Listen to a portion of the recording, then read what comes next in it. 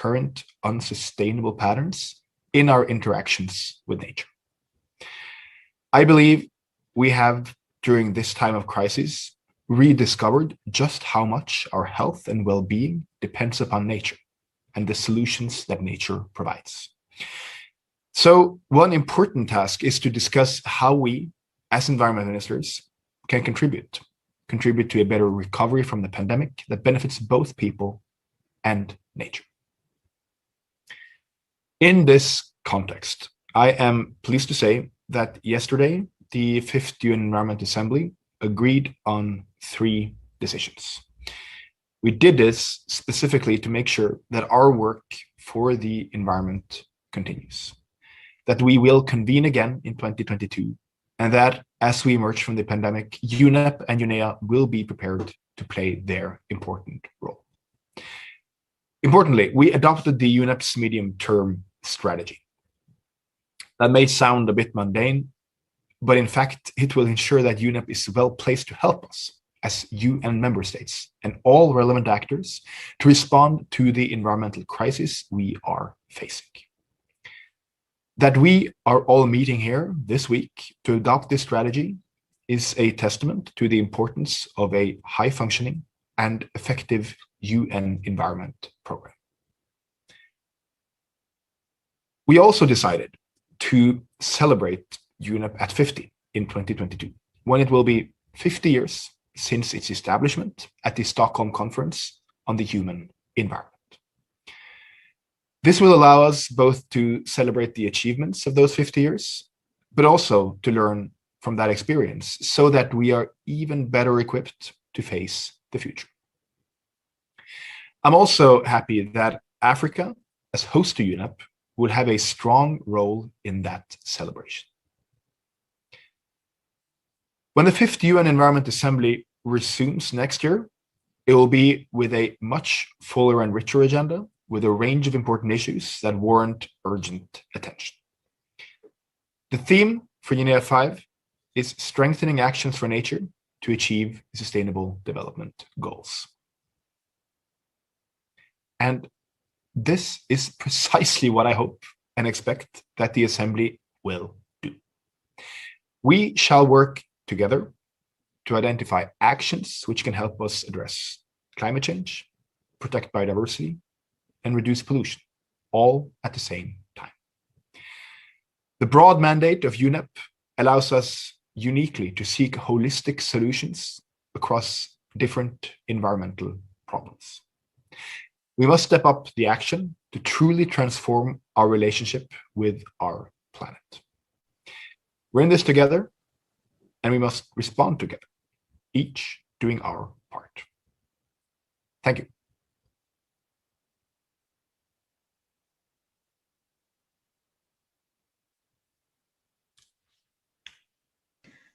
Thank you very much, Mr. Rotevatn. Handing over the floor now to Ms. Andersen for brief remarks as well. Thank you, Keisha, and a warm thanks to Minister Rotevatn, who has been extraordinary in his leadership of this unique, as he rightly says, Environment Assembly. Look, if anyone needs a reminder why the planet is in trouble, I think our report that we issued, or actually that the Secretary General issued last week, Making Peace with Nature, gave the full detail of the challenges that we're facing. This report really did bring home the full scale of the planetary emergency. If we do not take action, future generations will stand to inherit a hothouse planet with more carbon in the atmosphere than in the last 800,000 years, and still rising. Future generations would see sinking cities from Basra to Lagos, from Mumbai to Houston. The economy has grown, the global economy has, but the world's stock of natural assets has fallen, and future generations would not see the wonders of a big rhino or other exotic or unique species, and would see enough toxic waste, which would fill 125,000 Olympic swimming pools per year. So simply put, and as we also heard from Minister, our patterns of consumption and production are unsustainable to sustain the very foundations of life on Earth. So I won't repeat all that is in the report because they've been widely reported, but our task these 2 days has been to bring together every country, every business, every investor, every civil society voice, every organization, and yes, every citizen from young to old to implement and to be aware and then help implement solutions as a matter of urgency. And I am encouraged by the fact that we held the United Nations Environment Assembly. This was not given. It took courage by ministers because we understand that there is a digital divide, and yet all agreed that this was the way to go. And I am extremely thankful to member states for approving the medium-term strategy, which may sound rather technocratic, but which actually sets the guardrails for environmental action for the next period of time through 2025. The strategy is about providing science and know-how to governments. The strategy is about the rule of law. The strategy is about transforming the sectors that are having an impact on our environment. The strategy is about ensuring that we reach out and include citizens and civil society. It's about leveraging digital technology. But it is also about tackling environmental unsustainability, because by doing that, we tackle poverty.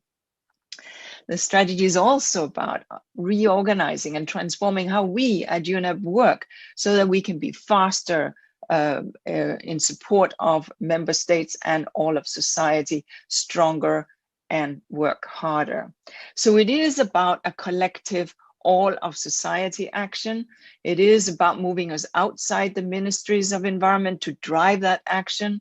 And the last few days have been truly encouraging in this regard. We've seen a global effort on resource efficient circular economy, a push for financing, reduction emissions from forests, governments and scientists and businesses coming together to look for big data as a tool for change, youth raising their voices and saying, nothing about us without us, and calling for targeted funds to enable their deeper engagement. All of this is great, but we need to start putting words into action after UNEA 5, and that means backing a green recovery from the pandemic. That means stronger national determined contributions to the Paris Agreement and more funding for adaptation. That means agreeing on an ambitious and implementable post-2020 biodiversity framework. And that means a new chemical management framework and renewed progress on plastic pollution. Rapid efforts to renew nature during the UN decade on ecosystem restoration is part of this too. And in this regard, I want to thank Pakistan for its kind offer, which we have accepted, of hosting this year's World Environment Day, which will be, I expect people will know, takes place the 5th of June. And this is when we will officially launch the decade for ecosystem restoration. 2021 can be the year when we make peace with nature. It's up to us to make it happen, and UNEA was a big step in this direction. Thank you. Thank you very much, Ms. Andersen and Mr. Rotevatn. With that, we'll go straight to questions. We already have one, which I think perhaps both of you might have views on. This question is from Steve Tolkien. Media outlet is Business Magazine Plastics News in the US. And the question is, what actions did UNEA 5 take regarding the potential global plastics treaty? Would that treaty be finalized by the in-person UNEA in 2022? What would the potential treaty require nations to do? Perhaps, Mr. Rotevatn, you can start. Sure. Well, thanks for a great question. As many of you will know, marine litter has been on the agenda of the Environment Assembly since the meeting in 2014, actually. And, resolutions have been taken at every assembly. And the urgency of UNEA to act on this has been highlighted at a broad range of political meetings. And we have agreed to the long-term elimination of all discharge of marine litter and microplastics to the oceans. Now, the ad hoc open-ended expert group on marine litter and microplastics also has unanimously called for member states and stakeholders to recognize the magnitude and urgency of this issue and to seriously consider the identified options and work cooperatively toward UNEA 5. Now, as you know, in this part one of UNEA 5, which is digital, it's difficult to have real negotiations between countries on subjects where you want to make substantial changes to policy and agreements.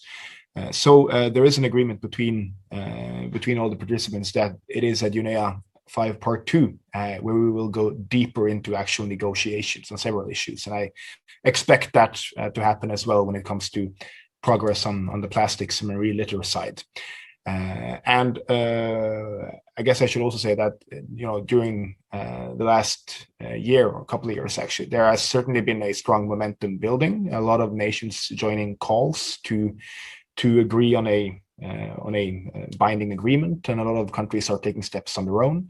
But I think we'll have to await part 2 of UNEA 5 before we get into negotiations between member states, and we'll see where that leads. Great, thank you very much, Mr. Minister. Ms. Andersen? Thank you. And I will just pick up where Minister left off, because I'm obviously very encouraged by the work of the ad hoc expert group that has been working through this period. One thing is clear: status quo is not an option. And that's why the issue around circularity is so important. This take, make, and discards just doesn't work anymore. We can't take out of the environment, produce something, put it into the economy, and when we're done with it, we discard it back into the environment. Circularity has to be part and parcel of the story here. And it will require all hands on deck, from science to private sector to government regulators and, of course, civil society. Now, it's an interesting thing that already one continent has done a lot of work on this, and I just want to highlight Africa and what Africa has done. 34 nations out of 54 have already instituted some kind of plastic bag ban or other plastic ban. That doesn't substitute for what your question is about, but it is worth celebrating that the African continent has put their hand up and said we are taking action, and taking action progressively in this way. Another point, just to augment to what Minister was saying, is that there are 2 existing conventions, Basel Convention that deals with the transport of hazardous waste across borders. Basel Convention has 185 parties as signatories. The annex to that convention, which was negotiated in the last COP, went into effect January 1 and bans a large number of plastics from being transported and exported, which is very good, because as we heard the Australian minister speak to in her statement just now in the dialogue, and many others have spoken, but I quote her as saying that indeed the waste that is produced should also be then handled and not exported elsewhere. And finally, I should mention the Stockholm Convention that deals with persistent organic pollutants.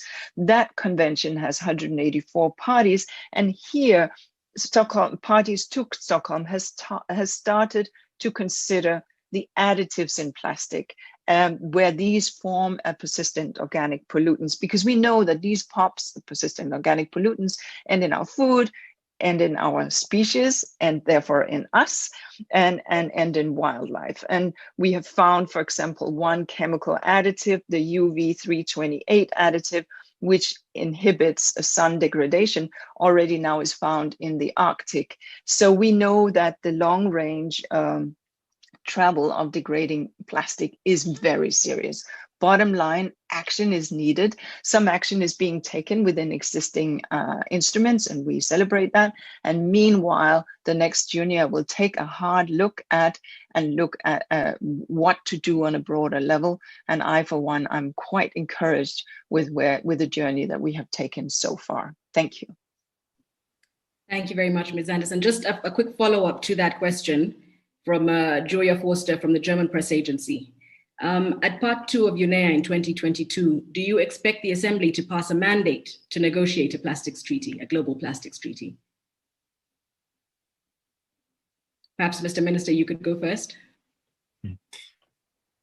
Well, what to expect? We'll see how expectations build in the next year and where the agenda is going. I mean, speaking as a Norwegian environment minister, I would certainly be in favor of that, and I know a lot of countries are pushing for that to happen. But as you know, at UNEA, we take decisions together, and we'll see what the appetite is when we get into part two. But this illustrates that taking a significant step as that would require negotiations between countries, and we'll have to find agreements, and that's challenging to do digitally. But hopefully, we'll be able to make substantial progress on a range of issues when we meet physically, hopefully in a year or so.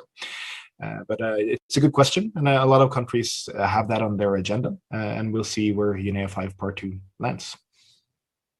Great. Ms. Andersen, you'd like to add something? Maybe just to say that it's not a sort of either or situation, because what we've seen, and it's probably just to add to the global agenda of conversation, is that protocols are often a little bit easier than full-fledged conventions. And so one should look at, as we are still exploring here and as we don't know where it will land, look at where other elements have landed. And the Kigali Protocol is a very interesting example. It didn't involve renegotiating full treaty because that's complex. So, but it still holds member states who have signed up to its feet to the fire. So I think we're going to look at where, as Minister said, it lands. What is clear is the status quo is not an option. What is clear is we need global action. And what is clear is we know that global regulatory settings of this nature tends to turn the attention to the problem at hand. Great, thank you very much. We have another question here from Pedro Alonso from the Spanish news agency EFE. 2 questions for both panelists. Number 1, what is the main outcome of the virtual session of UNEA 5? I think that perhaps has been answered, but perhaps you can just go over it again. And what message is UNEA 5 sending for the forthcoming COP26 in terms of goals to be achieved at that important conference? Minister Rotevatn, perhaps you can start. Sure. Well, there are several outcomes from this UNEA. We've mentioned a few of them. The medium-term strategy is important. The passing of the budget is important. Making sure that we can celebrate UNEBAT 50 is an important decision. Today, we will be discussing a political message that I have put forward, which I hope will be adopted by the Assembly, and which there have been quite a few discussions regarding that over the past few months. But I'm very happy that the open-ended committee of the CPR took note with appreciation of my intention to present the message, and we'll see how that goes today. Now, the second question on COP26 is a good one, because I think we've been suffering under this pandemic for over a year now. There have been so many important summits and meetings that have been postponed, including the COP26, including the biodiversity meeting in Kunming, China. And I think just setting up this UNEA 5 now and actually doing the meeting and looking forward is important to move into these other meetings over the next year or so at full speed, and with countries willing to talk to each other, to meet. And obviously the important thing at the COP26, well, one of several, but in my opinion, the most important thing is to get countries to commit to higher ambitions, to enhance their NDCs. A lot of major economies have done so, some still haven't. And hopefully a successful UNEA 5 Part 1 now will inspire countries to move forward with their ambitions and to build back better from the pandemic and invest in green solutions rather than in yesterday's solutions. Indeed, green solutions. Inge, would you like to add something? Maybe just a couple of words. I mean, we heard from Minister very much what what we are looking to see, I mean, the medium-term strategy of UNEP highlights that we're going to work on these 3 planetary crises: the climate crisis, the nature and biodiversity crisis, and the pollution and waste crisis. On the climate crisis, obviously the goals are set within the context of the UNFCCC and of the Paris Accord. But at the same time, we need to understand that the Paris Accord asks countries to stretch every 5 years, right? Through these to be submitted nationally determined contribution. The first crop of these were submitted directly into Paris in 2015. They were prepared in a rush and they didn't have the depth. Now we should have been in 2020, they're coming in 2021. But this next crop of NDCs, national determined contributions, has to stretch. It has to stretch, because if we do nothing, we are going to hit 3.5 degrees by 2100. If we do what we promised in Paris, the unconditional NDCs will reach 3 degrees. If we do what we've said in the Net Zero Club, which now has 126 countries that have signed up, we will reach 2.6 degrees. And I'm here including the US, although they haven't signed up yet, but in the Biden plan, the Biden election platform, they said they would.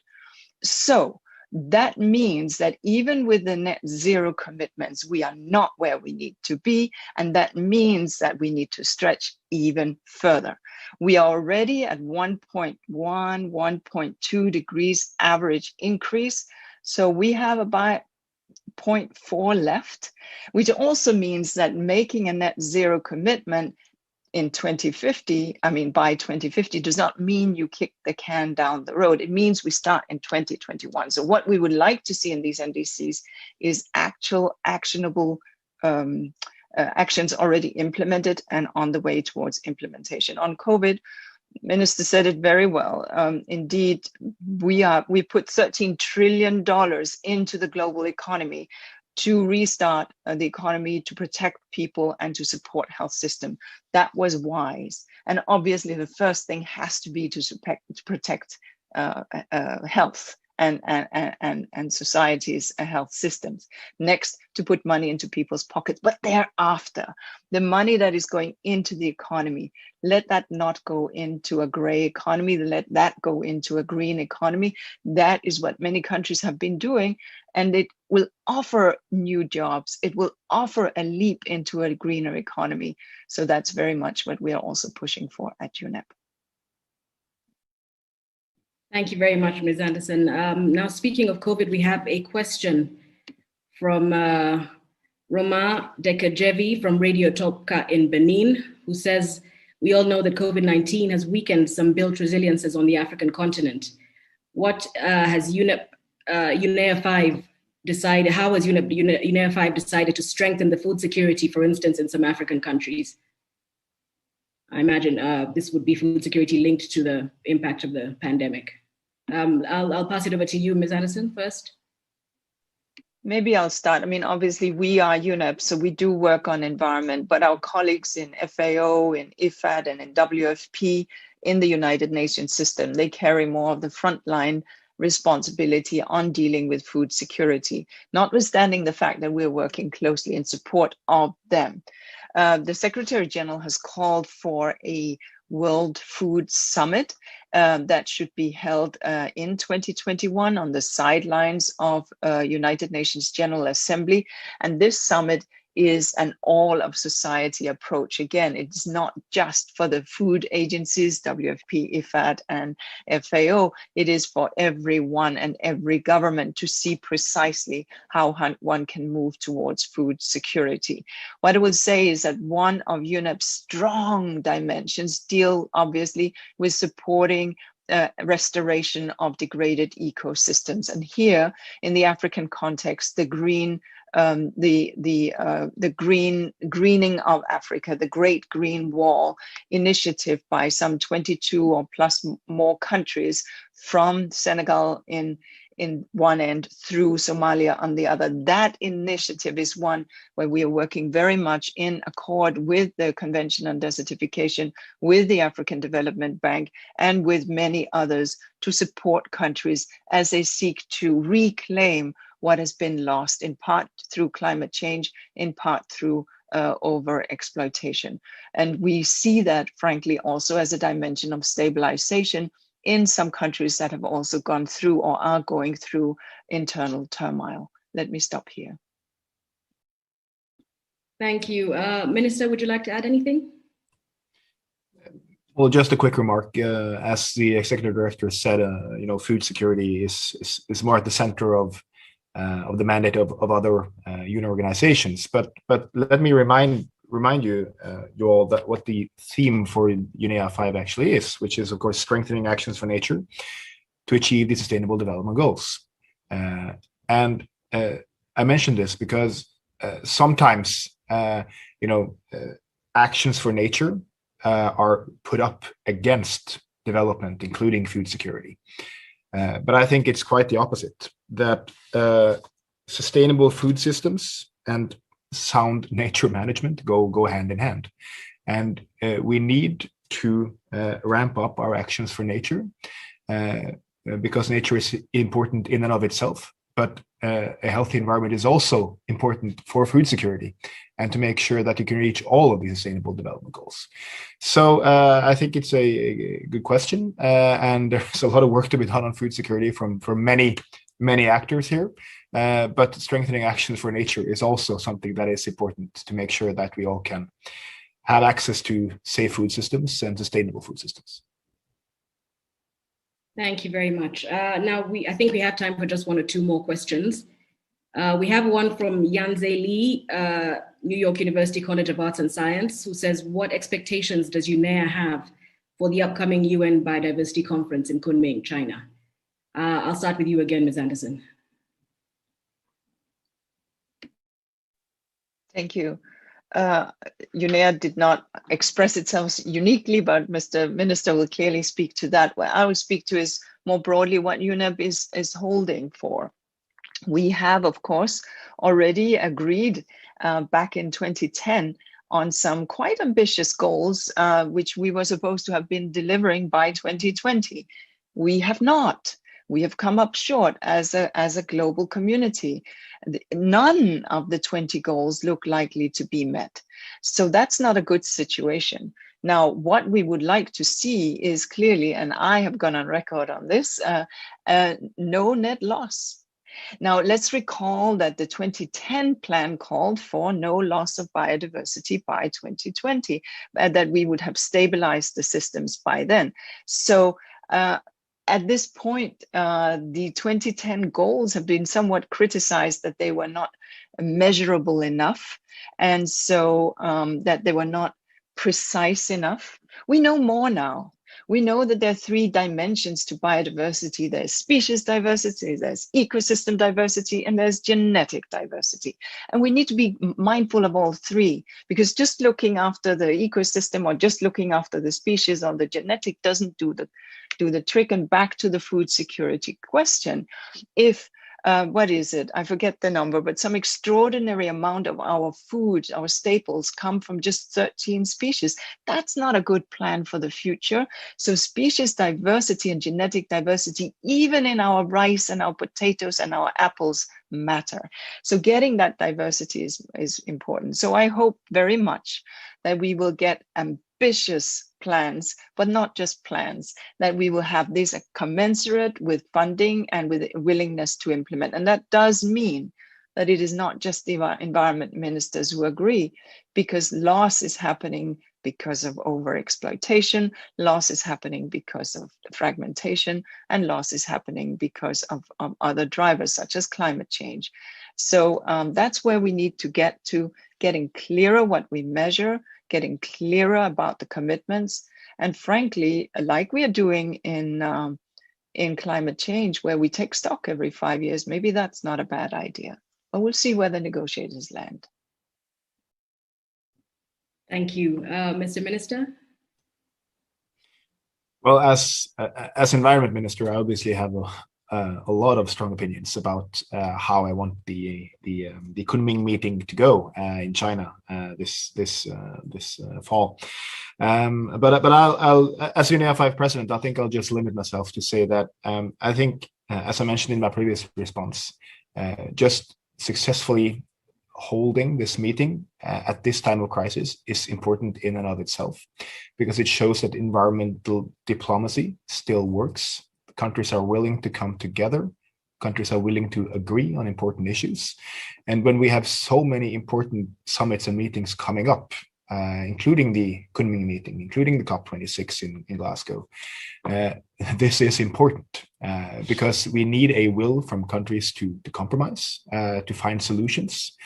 And I hope that when we hopefully have successfully finished this part one of UNEA5 and have adopted several decisions, and hopefully also an endorsement of a political message, that will send a clear signal to the world that even in the midst of a global pandemic, where we obviously have to deal with that, we also have to deal with our long-term crises. And our long-term crisis, the loss of nature, climate change, pollution, are still as difficult, still as important, still as critical to find solutions to as they were before the pandemic. So I'm looking forward to the meeting in China. Hopefully we'll be able to land important decisions there. Hopefully we'll be able to meet this fall. And I think UNEA5 is a good start to this very important year of many important decisions to be made, hopefully at a global level. Thank you very much. I think that's all the time we have for now. Thank you very much, Minister Rotevatn, and thank you very much, Ms. Andersen, for joining us. And to our media colleagues, apologies for those we couldn't respond to immediately. We shall make an effort to send you responses via email. Thanks very much for your time and attention. As always, we will be issuing a press release at the closing of UNEA, summarizing the discussions and events and the outcomes. So please be on the lookout for that. And of course, as